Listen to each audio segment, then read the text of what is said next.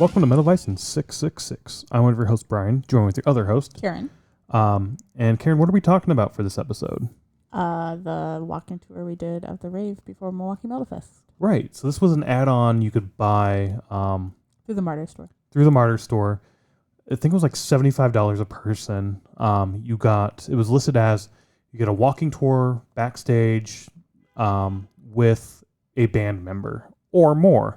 So at least one band member per tour. And they had them every single day. At least they were listed every single day. We did ours for the Thursday pre-party. I guess let's start the timer and dive into it a bit. Here we go. Okay, so we picked ours for Thursday, the pre-party, because we didn't want to miss any of the bands during the actual fest because it's sort of like music going all the time. So we figured we'll do the Thursday pre-party one. If we miss a few bands for the pre-party, whatever, we'll probably see them later on. Well, we weren't supposed to miss any bands because we did 5 p.m., right, which is when doors opened. Right.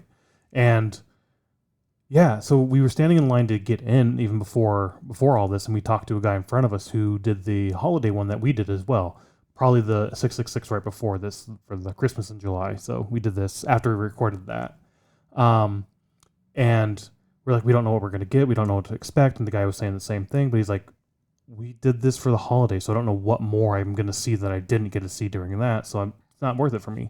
And that one was like $45. So, yep. But that was not guided, or like you basically just walked around by yourself and you saw all the stages. So yeah.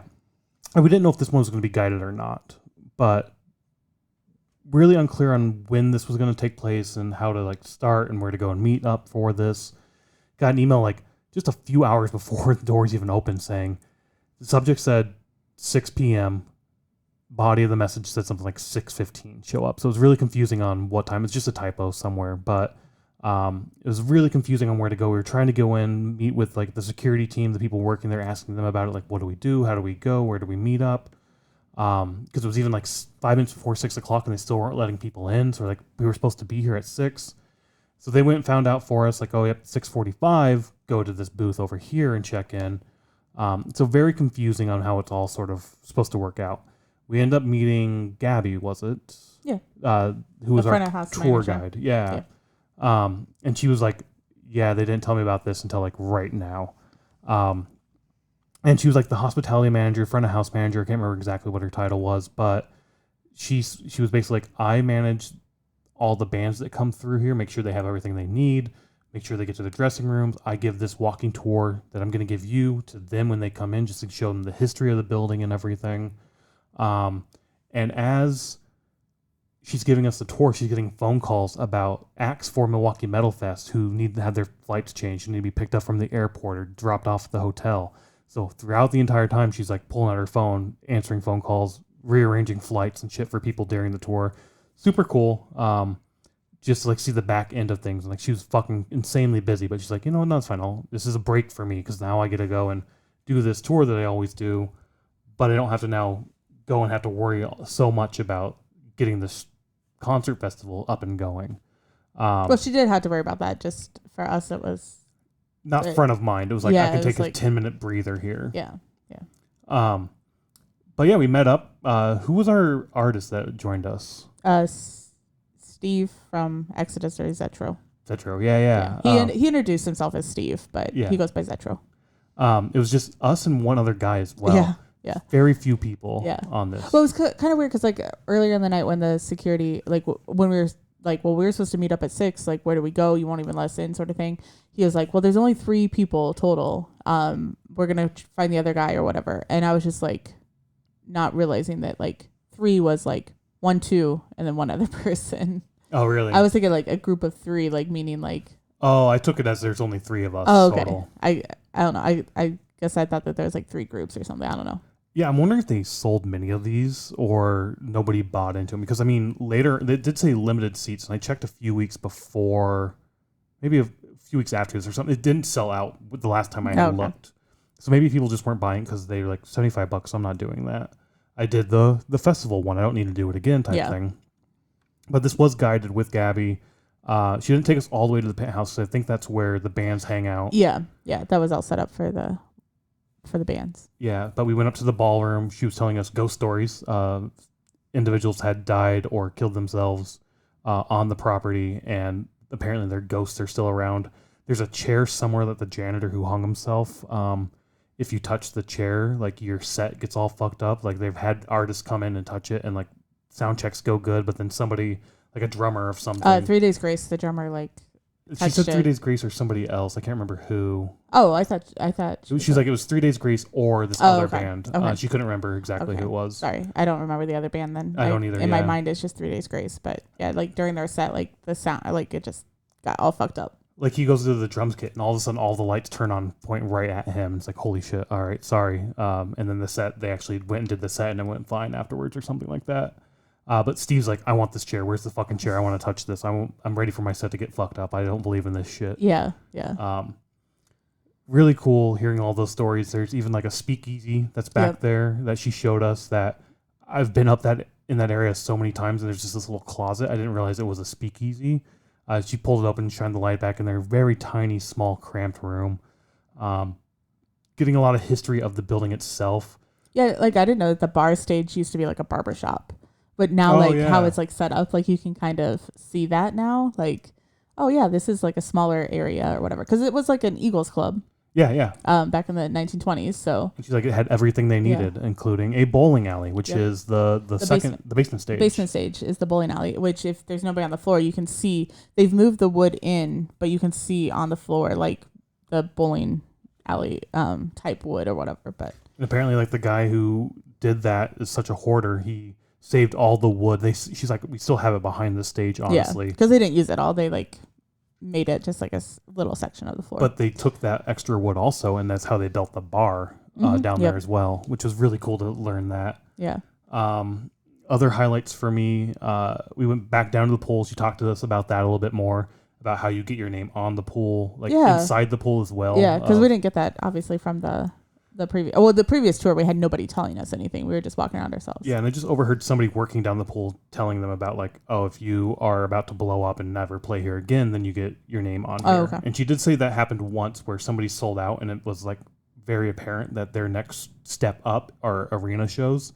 So they got to put their name on the pool. I think it was also because they sold out the ballroom in like 5 minutes as well. Yeah. But I think it's if you have 4 sold out shows in the ballroom, you're allowed to put your name in the pool. Yeah. But around the wall, I think like almost anybody gets to. Yeah, anybody. One. Yeah, and then Seven Dust is in the pool because they've played over 30 shows in the building. Yeah.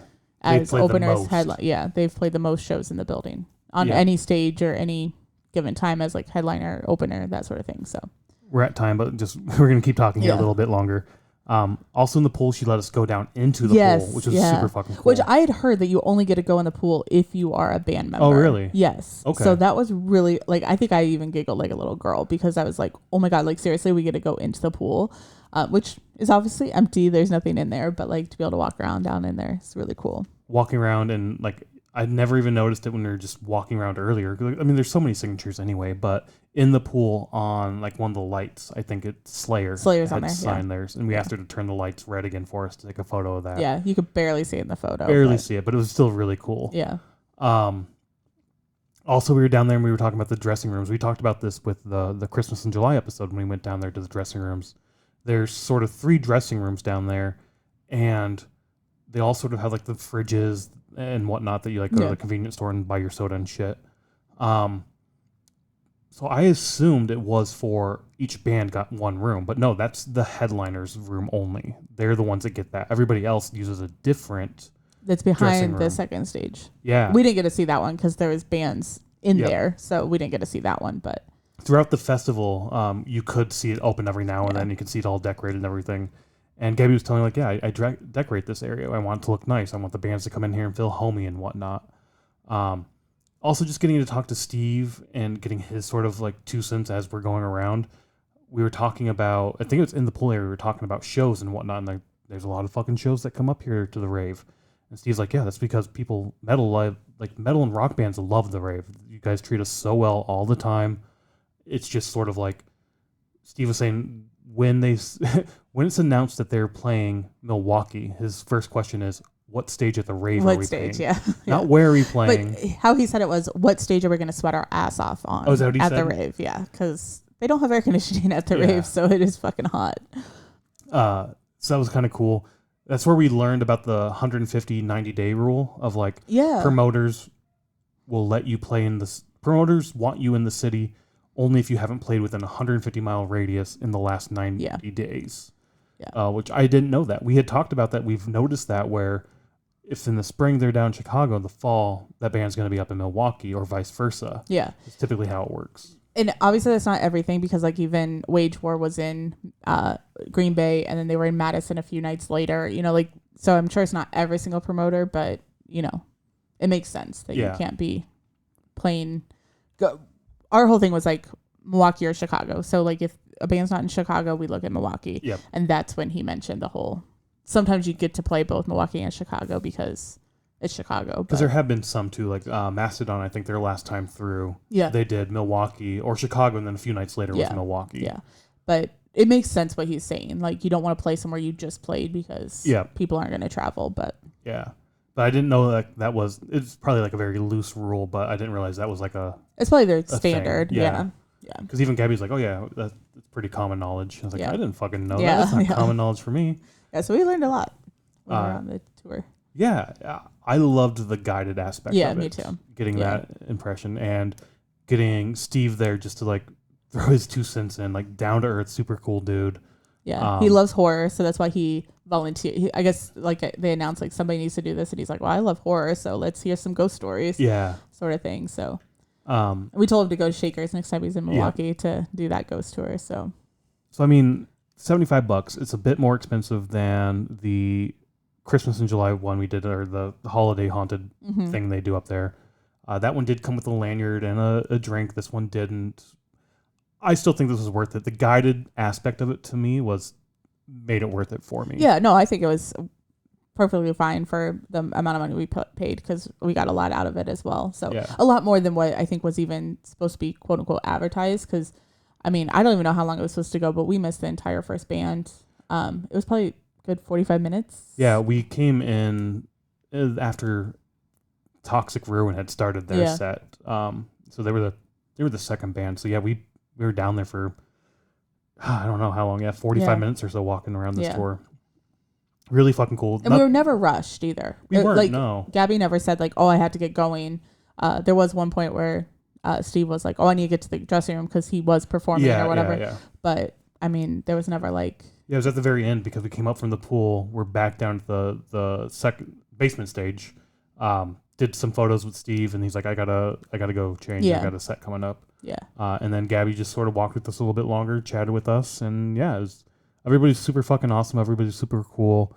That backstory. If they do it again next year, I kind of want to do it again, even though we've already done it. Yeah. I don't know. It could be fun. But at the same time, if they only had 3 slots and it was sold out, I don't know about that. But the size of people we had, just 3 of us plus Steve, and then Gabby walking us around, it was a good size group. I think that made the difference also is just having the 3, like the 2 of us plus another person, because we could all, like, we all talked a lot. I mean, we were able to like ask more about like booking and like, we talked about merch. We talked about the venue. We just talked about a lot more than what I think was expected. Yeah. I think Gabby was probably like, well, I'm just going to tell some ghost stories and then we're going to walk around sort of thing. No, it was a blast. I had a lot of fun during this. I'm glad we did it. I still like the Christmas one. I would do that one again as well. The Christmas one you get to see more because you get to go in the elevator up to the penthouse and then you like make your way down through the rave. Just you don't have a guided aspect or you don't know what you're really seeing. Yeah. So again, I would try to get early, where either early in the day if there wasn't any sets going on because I don't want to miss the music, or this preview night one, do something like that. Yeah. If it's sort of like all those are sold out and then it's 4 p.m. on Sunday, it's like there's probably a band I want to check out, so I'll miss that. Yeah. Oh, you'd miss the tour or miss the band? I'd miss the tour to see the music. Yeah. So. I wouldn't buy a tour. And that's why we bought this tour, because we were expecting it to be 5 p.m. on Thursday before anything started. So we wanted to not miss any music. Yeah. But, oh well, it was worth it for me. We'll see H1Z1. I think that's who it was, wasn't it? Yeah. I'm sure we'll see them again. Well, for the first time, really. I'm sure we'll see them. Yeah, we'll see them at some point. But yeah, this was a blast. I had a lot of fun doing this, and for me, it was definitely worth the $75. Yep, me too. In any case, go check out live music. Explore venues.